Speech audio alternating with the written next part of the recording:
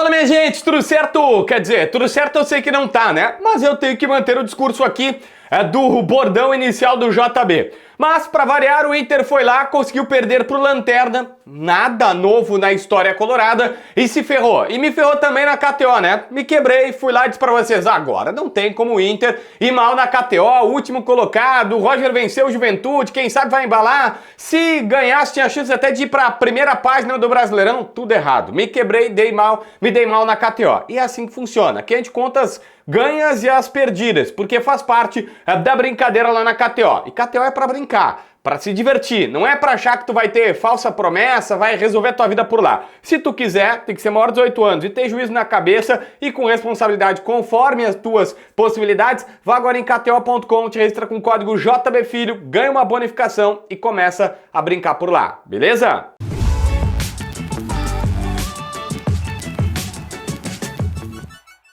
Gente, a situação é tão maluca que o Inter perde para o Atlético Goianiense. O primeiro tempo foi assim, a passos de formiga e sem vontade, como eu sempre brinco, mas falando a verdade, né? Mas é uma licença poética da música do Lulu Santos. O Inter a passos de formiga e sem vontade. Algumas pessoas começaram a dizer, olha, é que tá muito quente, tá muito calor lá em Goiânia, o Inter vem de uma rodada em que tava cansado e tal, foi até o final para conseguir a vitória contra o Juventude. Todo time brasileiro tá assim. E aí o Roger mandou segurar o ímpeto por conta do calor, dar uma cozinhada na partida e tentar, na segunda etapa, fazer o serviço contra um Atlético Goianiense. Bom, não foi isso que aconteceu. O Inter jogou mal no primeiro e jogou pior ainda na segunda etapa. Então, claramente, não foi nenhuma orientação do Roger.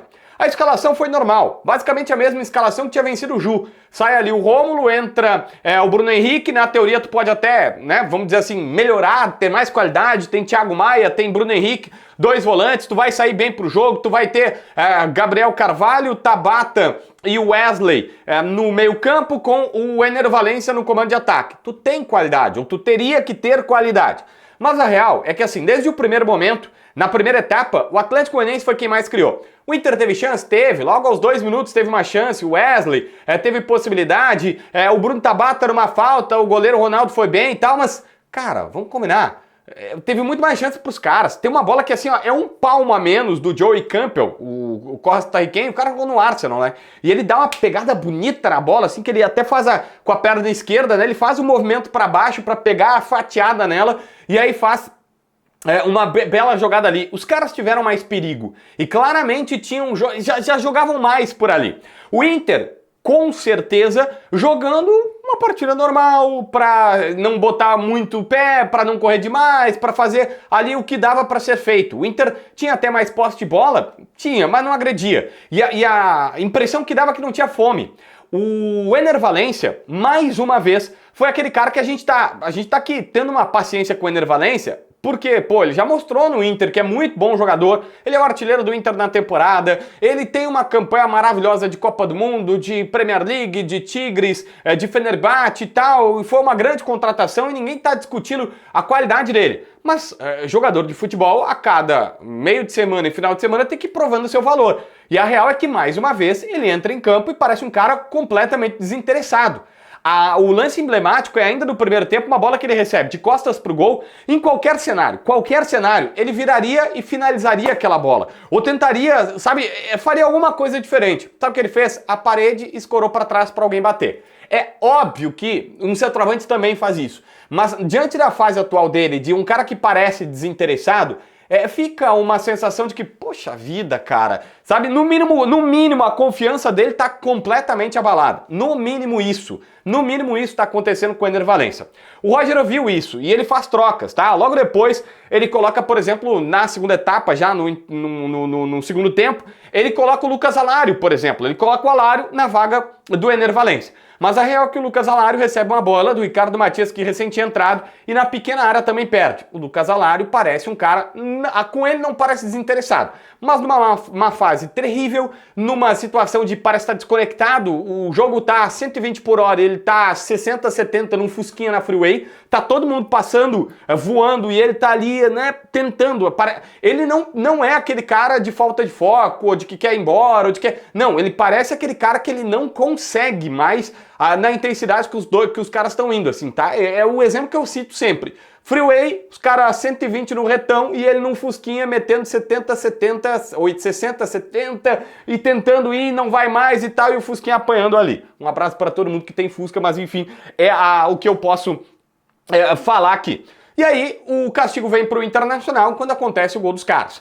O gol do Atlético Goianiense é de uma bola longa, da defesa para a ponta direita, aí o Bernabé tá marcando, ele tá a 1 quilômetro de distância do cara que sai atrás dele, o cara toma a frente dele e ele tenta fazer uma proteção, o cara toma a frente, pega a bola, ele tenta fazer falta, tenta tirar a bola, tenta fazer qualquer coisa, não consegue, vem o cruzamento, ele cruza errado, toca pro Thiago Maia, o Thiago Maia devolve, como quem diz assim, tá aqui ó, faz o passe direitinho pro cara, o Thiago Maia deu uma assistência pro camarada, é típico, primeiro, de um time que, de novo, tomou bola nas costas do Bernabé. O Roger tinha contestado no jogo lá atrás, acho que foi o Atlético Paranaense, que ele disse, não foi culpa do Bernabé. No último ele confirmou que foi. Mas são 3 gols que são mais ou menos ali, naquele setor, e com falhas suspeitas do lateral esquerdo. Dessa vez não tem nem como dizer que não foi, né? Foi grotesca, tá? Então assim, falha dele. Depois de um time que é completamente displicente, que não tá jogando com a faca entre os dentes, porque o Thiago Maia pega aí, entrega a bola pro camarada, aí chuta de fora da área, faz um golaço,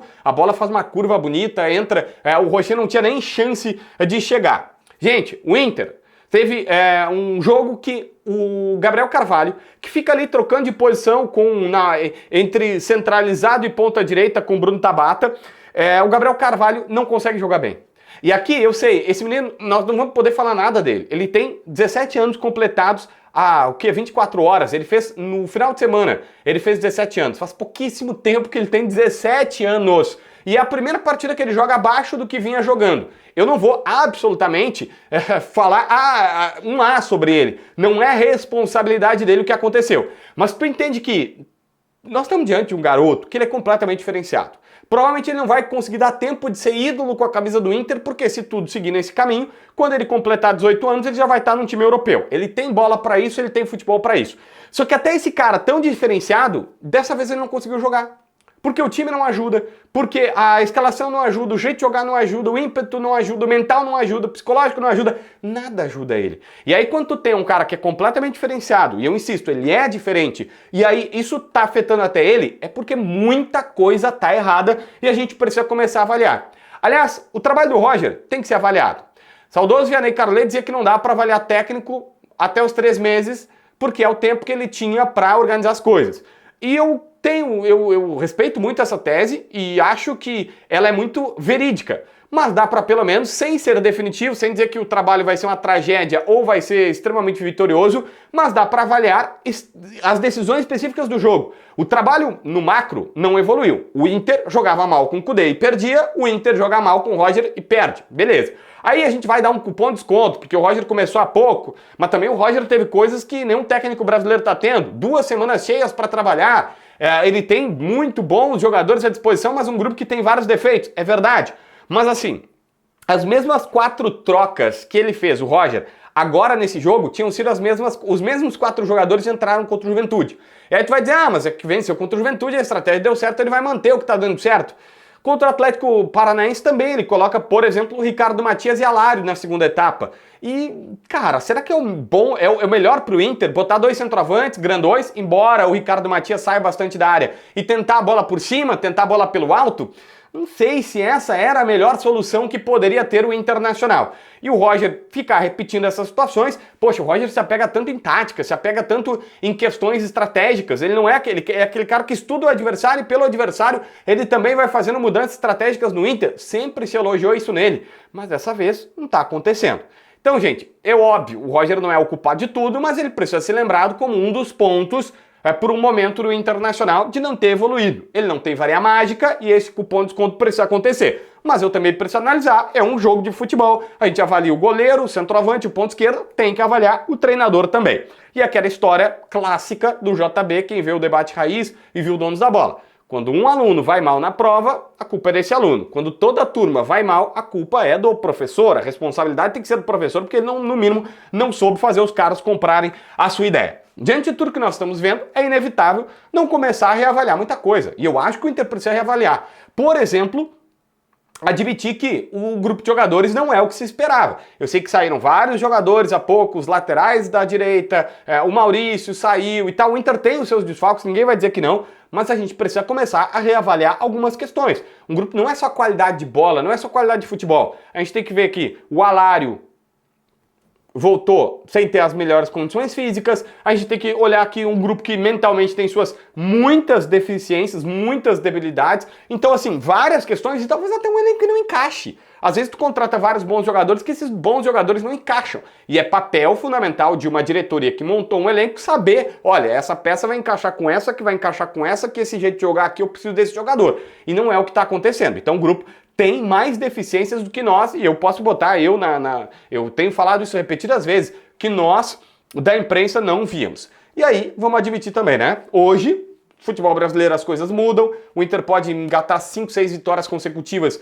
que mudaria o cenário, mas hoje o cenário que se apresenta é o Inter que vai brigar para se manter ali no meio de tabela. Não vai ser campeão, óbvio, mas podia brigar por uma vaga da Libertadores da América. Hoje, do jeito que tá, Sul-Americana e não cair, é um baita de um lucro para todo mundo no Beira-Rio. É o que se tem desenhado. Futebol muda, mas o cenário hoje, na metade de agosto, é este. E aí? Se inscreve no canal, assina a notificação, deixa teu like, comenta aqui embaixo para ver mais vídeos.